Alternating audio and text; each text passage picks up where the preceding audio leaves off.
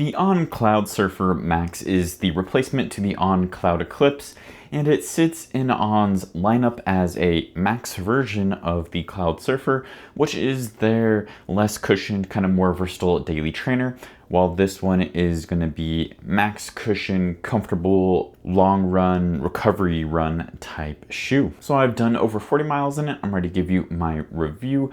Just a quick disclaimer that On did send me these shoes, but all my thoughts and opinions are my own.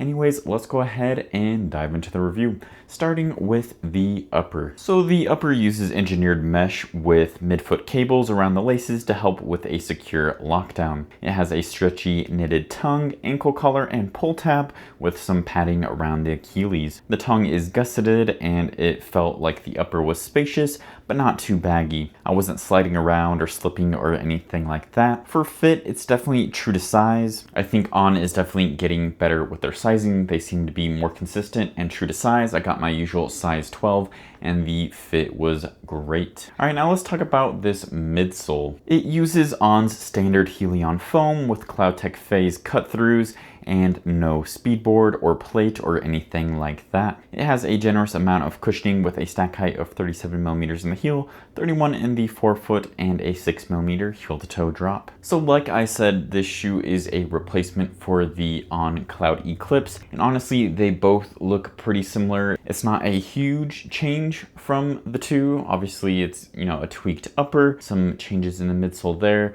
But honestly, the biggest change is going to be that the Cloudsurfer Max doesn't have this plastic shank there in the midfoot. And I'm kind of glad that they removed it. I don't think it needs it. This shoe definitely feels stable enough without that. I was a big fan of the Cloudeclipse, so I was stoked to take these for a run.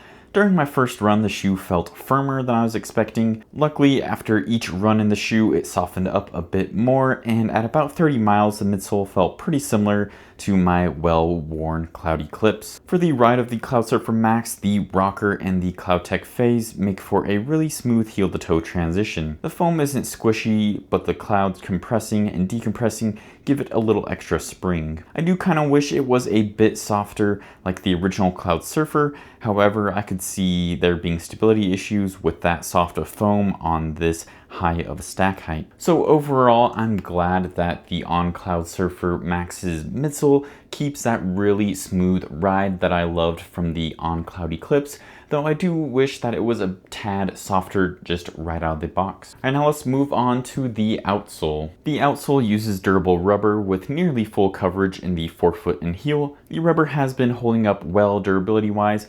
However, all that outsole does contribute to weight. The Cloudsurfer Max isn't the lightest, coming in at 10.3 ounces in a men's size 9, but it honestly isn't too noticeable on foot. While this outsole definitely isn't as much of a pebble catcher as previous On shoes, I did get home after a run to find a rock wedged in there into that center crease. I think that's just something you kind of have to deal with these shoes, but like I said, it wasn't too bad. It's not grabbing tons of rocks each run. It was only on one run. All right, now we're going to move on to the run type stoplight portion of the review, where I go over speed day, everyday, long run day, and recovery day. So starting off with speed day, I give the On Cloudsurfer Max a red light. While the midsole is nice and responsive and feels very smooth, the weight is pretty much the biggest issue for me. When I'm trying to pick up the pace, it does become a little bit more noticeable. I think that the regular Cloudsurfer is definitely a more versatile shoe that can kind of handle more of that up-tempo effort. For everyday runs, I give this a green light. I think that this shoe definitely is comfortable enough, has enough cushion, is durable enough for those everyday miles,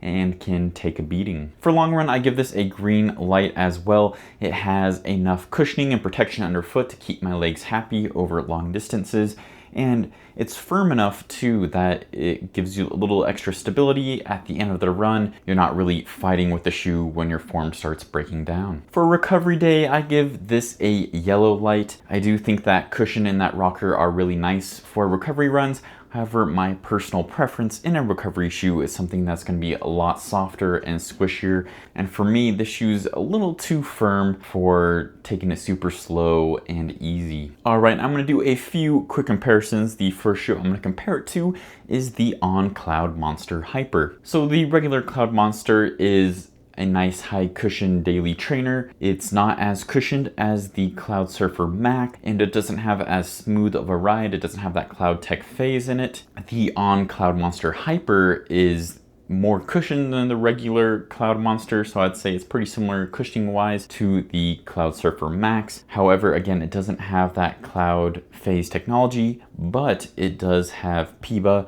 top layer, and especially in the forefoot. So choosing between these two shoes, I thought that the fit wasn't necessarily the best on this shoe. The Cloudmonster Hyper was a little roomy for me. I definitely think the fit is way better on the Cloudsurfer Max. For the ride in general, for that heel to toe transition, I thought that the Cloudsurfer Max was much smoother and a lot more comfortable, while the Cloudmonster Hyper could be a little awkward at times going from heel to toe.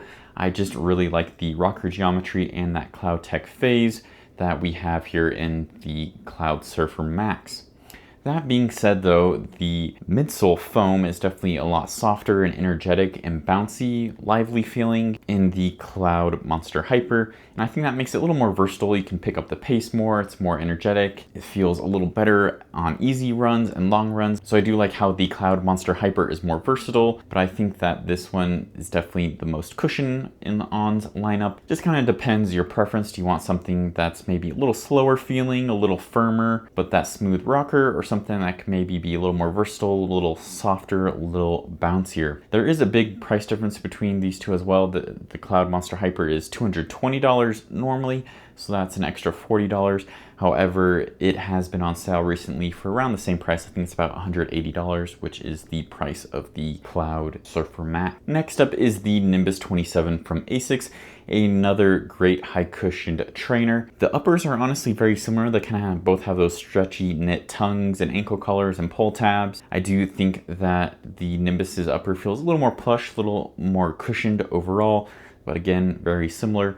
The midsoles though definitely do feel different. I think that the Nimbus has kind of more of that plush, kind of soft feel to it, while, like I've mentioned numerous times, the Cloudsurfer Max is a little firmer, a little more responsive feeling. So can't go wrong with either of these. Kind of depends on your cushioning preference. You like it maybe a little firmer, a little more stable, or something that's maybe a little softer, a little squishier. And finally is the Mizuno Sky 9. This shoe is kind of what I expect from an easy kind of long run shoe. It is very soft, but also very energetic, and it just feels great for long runs and taking it easy. I definitely prefer this for easy runs over the Cloudsurfer Max. Again, it just kind of comes down to that preference of cushioning and what you like in your midsole. So overall, I do think that the Cloudsurfer Max is a worthy successor of the Cloudeclipse.